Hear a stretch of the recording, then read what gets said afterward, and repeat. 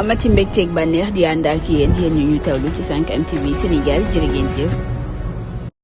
mbokk internet yu 5M TV Sénégal dal leen jàmm ci seen chaîne bi de plainte bi nga xam ne rek déposé nañ ko foofee ca France ki ko def muy Juan Branco jëm nag ci Macky Sall ak ñi nga xam ne rek ñoom la àndaloon ginnaaw lu ñeel fitna yi fi amoon te ñu bare daal di ciy faatu mu mel ni bu ñu sukkandikoo ci suñu naataango yilee parquet national antiterroriste bi moom daal dina ciy wax rek ndax le monde journal boobee mag ñuy xamal ni kon jëm ci mbir yooyee kon ñoom teg nañu seen loxo tax na sax ñu ni kon danañu rek def appel dañ koy rek daal di teg loolee sax dañ ko interjeté kon ñu ni chambre instruction bu cour d'appel waxagul dara ci mbir mi ginnaaw dogal bi nga xam ni sàkku na ko moom Juan Branco fi mu nekk nii mu mel ni kon mbir yi nangoo guñu ko wala amagul lu leer